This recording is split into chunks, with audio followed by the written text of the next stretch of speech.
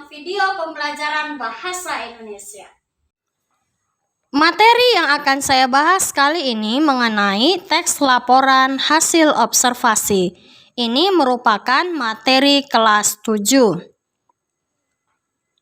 Apa itu teks laporan hasil observasi? Teks laporan hasil observasi adalah teks yang berfungsi untuk memberikan informasi tentang suatu objek atau situasi setelah diadakannya investigasi atau penelitian secara sistematis. Adapun ciri-ciri teks laporan hasil observasi sebagai berikut.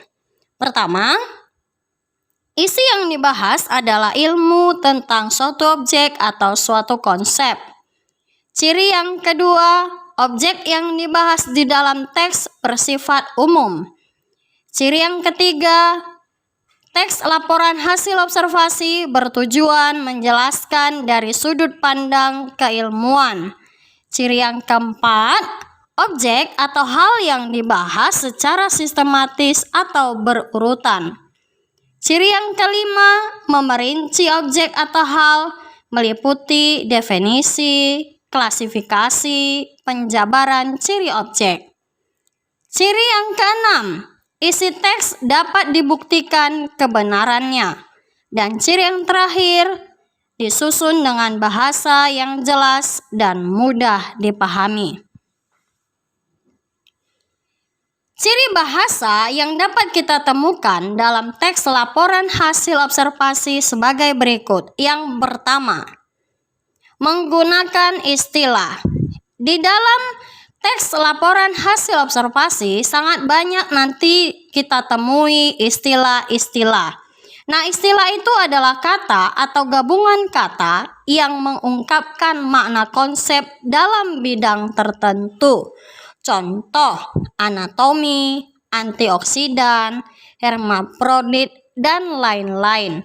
Ketiga contoh ini merupakan istilah yang terdapat dalam bidang biologi.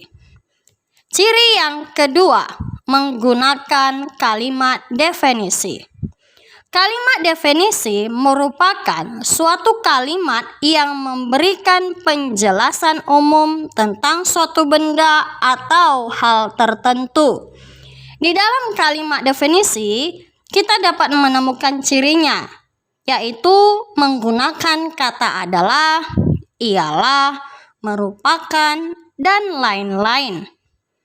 Contoh, pantai adalah batas antara daratan dengan laut. Di dalam kalimat ini terdapat contoh kalimat definisi karena kita dapat menemukan satu ciri, yaitu adanya penggunaan kata adalah. Ciri yang ketiga, menggunakan kalimat klasifikasi. Kalimat klasifikasi merupakan kalimat yang mengelompokkan suatu objek yang berdasarkan sifat atau ciri-ciri tertentu. Biasanya, kalimat klasifikasi ini dapat kita temukan cirinya menggunakan kata terdiri atas, digolongkan, dibagi, dibedakan, dan lain-lain. Contoh yang dapat kita perhatikan di dalam slide saya ini, museum dibedakan berdasarkan koleksi dan kedudukannya. Contoh ini merupakan kalimat klasifikasi karena di dalam kalimat tersebut terdapat kata dibedakan. Nah, ini kan menandakan adanya klasifikasi bahwa museum itu terbagi atau dibedakan berdasarkan koleksi yang pertama, yang kedua berdasarkan kedudukannya. Demikianlah video pembelajaran saya kali ini yang membahas mengenai pengertian teks hasil observasi, ciri-ciri teks hasil observasi, dan juga ciri bahasa dari teks laporan observasi.